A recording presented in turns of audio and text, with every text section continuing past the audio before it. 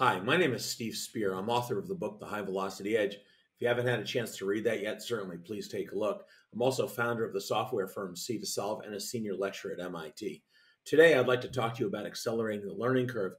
And by doing so, by accelerating the learning curve, how we create and then sustain competitive advantage, which is really unmatchable by rivals. Now, in terms of my background in coming to this issue of why accelerating the learning curve is so important and how we actually do so, how we create the conditions in which individuals and groups can give fuller expression of their innate creativity and harness that, harmonize that, integrate that towards common purpose. Let me give you a little bit of history. So the background on this is really goes back to the 1980s when people were looking at the automobile industry and they recognized that on any given day, and this comes out of research, which is really seminal, done by researchers at MIT, where they found on any given day that certain factories, and this was only a small handful out of the 186 final assembly plants in the world, how certain factories on any given day were able to produce twice the number of cars, sometimes with half the people, so maybe productivity was 2x versus 4x or whatever, but double the productivity and generate quality, levels of quality, which were measured by defect rates, 1/100th or 1/1000th the defect rates, or up to 1,000 or 2,000 times the quality levels. And not only that, it was linked to not only higher productivity and higher quality, but greater agility, achieving economies of scale at much smaller level, et cetera, et cetera. And what was found is that in the automobile sector, it wasn't just downstream manufacturing, which had these features of double the productivity, 200 times safety and reliability, and up to 2,000 times the quality. These exact same differences in performance metric were observable in product design too. And as time went on, people began to realize this was not limited just to the automobile sector. That when one looked at planes, trains, automobiles, anywhere else, tech, high tech, biotech, pharma, healthcare, education, social services, and military, and it simply didn't matter where you were looking, any sector and every phase of value creation from way upstream discovery through development, through design, through production, through deliveries, through service, after sales, so on and so forth. You'd see these ratios, these crazy ratios of 2x, 200x, and 2000x across productivity, safety and reliability, and quality. Now, when we start thinking about that, it does beg the question, from whence do these enormous advantages originate and how do they accrue? Now, think about this. When people start an undertaking, they'll start more or less in the same place on a level playing field, which is lower left-hand corner of this graph. They really don't know what to do. They don't know how to do it. They don't know why to do it, and on and on.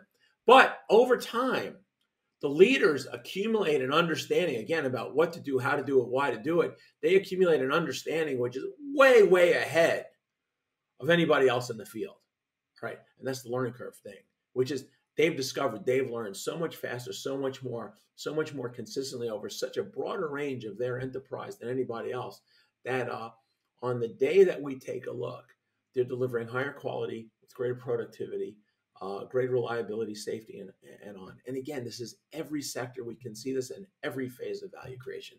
It's remarkable.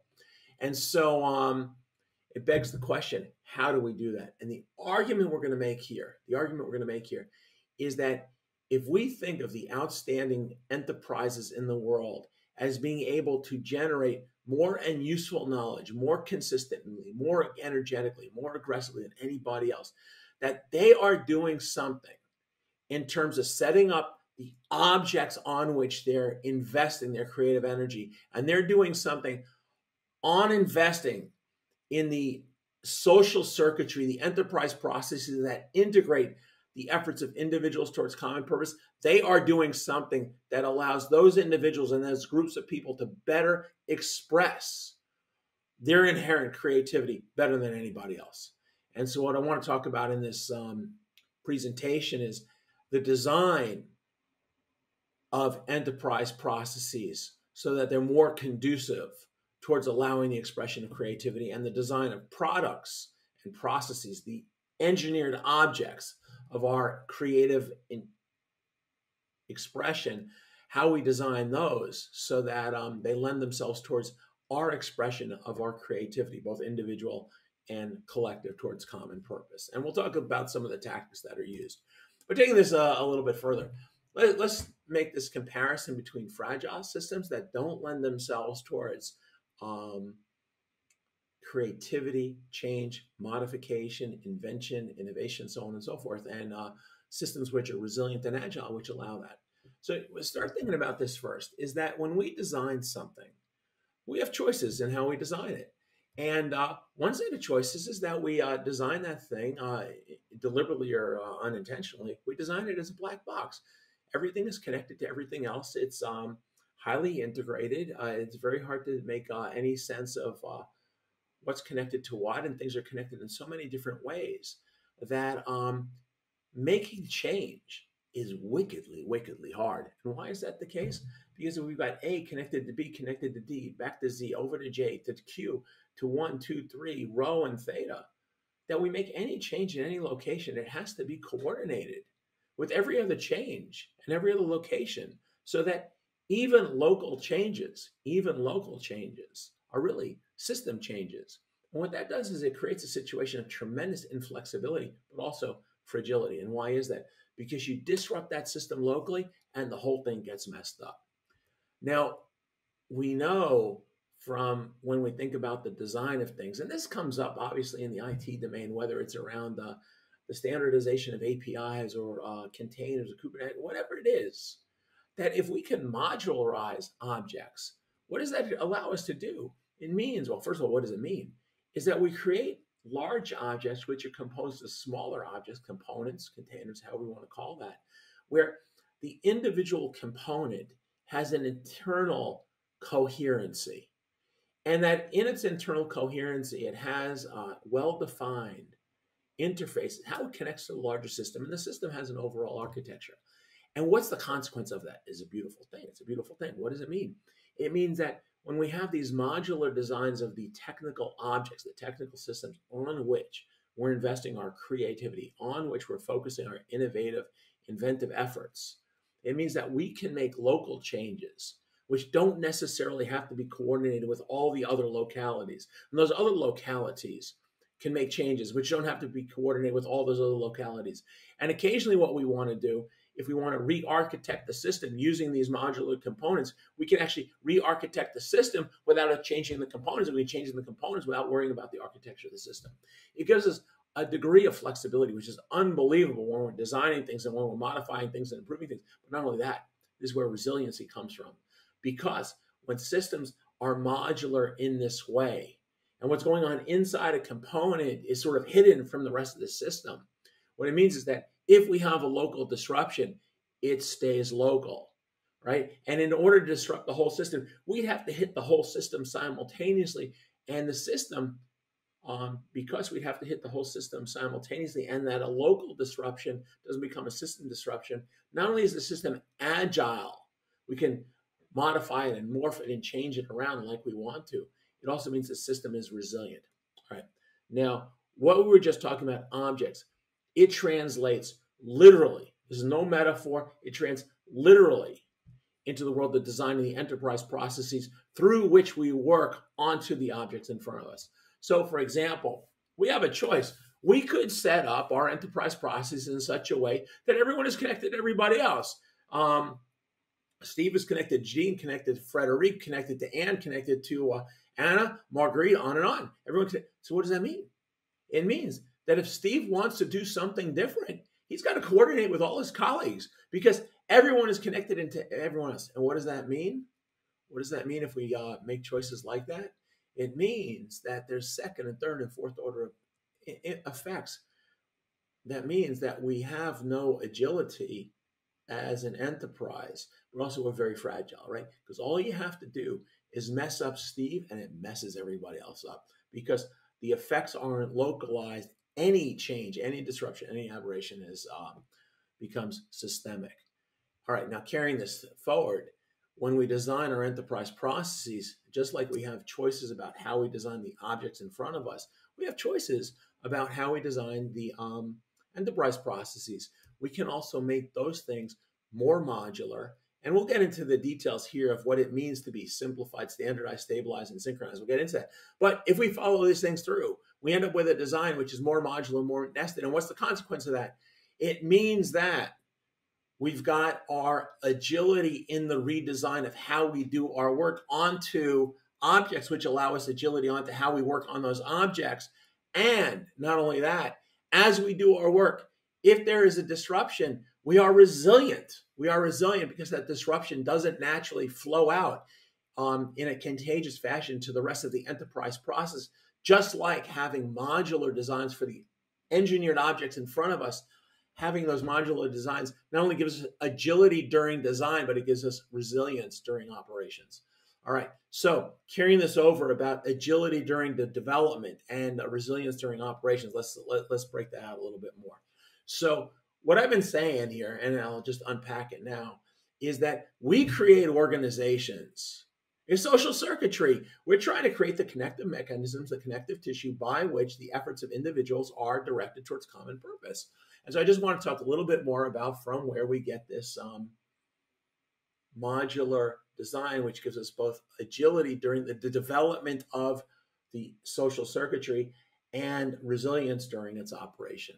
So the problem with connecting everyone to everything else, and this is some inspiration I got from Taiichi Ohno, who is the architect of the Toyota production system, the Toyota management system, is that when everyone is connected to everyone else, the person sitting in the middle of the process, he's looking upstream and he has no idea on whom he's dependent. Who do I get stuff from here, here, here, or here? Who do I have to coordinate with in terms of discussing the format, the timing, the content, the location of where I get stuff? And then looking downstream, who am I connected to? I got no idea. It's so hard. The system itself is so distracting in trying to figure out where I fit into the larger whole. It's actually very hard to invest my time and energy and intellectual energy into the engineered object in front of me. On the other hand, nice simple flows in terms of limiting on whom I'm dependent and limiting who depends on me. If there's need for this coordinative, collaborative conversation, it's easy to look upstream and figure out with whom to have the conversation. It's easy to look downstream to figure out with whom to have the conversation. And now the system itself is less distracting and less consuming of our intellectual horsepower, so we can invest it on the technical objects in front of us. Second thing, why standardized? People say, oh no, standardized. Yeah, hold on. We're talking standards, which are temporary. What is a standard? A standard in the moment.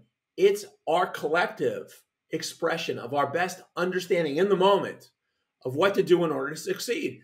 Well, given that, anything other than the standard is an expression of our less than best understanding of how to succeed. And who wants to use less than best? It's like, hey, Gene, I got a proposition for you. You can do something. You can either go with your highest odds or less than your highest odds, which you can reasonably pick. But there's something else there. Is that if we have standards, not only do we increase the chance of success, but we make it possible to see where things are going wrong when they're going wrong. Now, this gets into some learning dynamics, because if we can see when problems are occurring, one, we can contain them, and we'll get into that in a moment, but also we can then use that as a trigger to learn. So what's the next aspect of creating systems which have these modular nested attributes so that during development we have agility and during operations we have resilience? Stabilization. Now, what does that mean? Is that when we recognize we have an aberration in an unstabilized environment, what does that mean? It means that the person who's suffering that disruption, that aberration, that problem, that distraction, that annoyance, it just persists, and the aggravation continues and continues and continues and continues. However, on the other hand, not only that, but it escapes, because we're put into these situations where we have to choose between finishing our work in the right way, but not on time, or passing on our work on time, but not in the right way. But if we have stabilization, if we have people jumping in and saying, hey, what's the problem? How can we help? What resources do we need in the place, in the time, in the moment? Then the aggravation doesn't persist and it doesn't escape. Last piece, synchronization. We have all seen this, which is in order to know what to do, we got to go way upstairs to find out what we're supposed to do. And then way upstairs, they tell us here, way down here on the deck plate, on the shop floor, what to do. And when they do that, most of the time we're sitting there waiting around, and then we get instructions. It is so way out of sync with what's actually going on. And actually, we've been waiting for instructions, which when they arrive, they're more disruptive than helpful anyway, right? And the people upstairs, you know what? They really like to be helpful, but they can't because they're getting sucked into every detail about what's going on. And then when they get sucked in, no one wants their input anyway because it's out of sync. It's not granular enough. It's not detailed enough. It's the wrong time, the wrong place. So anyway, what's the synchronization thing? It's setting up systems where the pace of my work is determined by the person who depends on me. And my work, the pace of my work, determines the pace of the work being done by the person on whom I depend. Now think about that. What do? We end up matching in terms of frequency. We end up matching in terms of amplitude. We end up matching in terms of level of detail. And that way the people up top, they're not jumping in at wrong frequency, wrong amplitude, wrong detail. And they can actually be helpful now because they can monitor the system and monitor the enterprise processes by which we integrate towards common purpose. And they can see where things are going wrong and they can be helpful that way. They're not sucked into the details. They can take the more steady state view. All right, so anyway, that's my story, which is going back to the first point, which is observable. Every sector, every phase of value creation, there are folks who just absolutely crush it in terms of productivity, quality, safety, reliability, dev, ops, up and down. It doesn't matter. It's fantastic. And the reason is because when they start the same place as everybody else. They just don't know what to do, how to do it, why to do it, when to do it, for whom to do it, et cetera, et cetera, et cetera. But they discover all those answers to all those questions way better, more consistently, with much greater impact than anybody else. And why is that? Because their learning curve is way steeper. It's accelerated. And how do they achieve that? They achieve that by how they design the engineering objects in front of them that lend itself towards agility and reliability. And they actually design the enterprise processes that integrate individual effort towards common purpose. Again, so in the development of those processes, they're agile, and in the execution, the operation of those processes, they're resilient. Anyway, if you give a try on that, I guarantee you have much better experiences too. Let me know how it works. Thank you.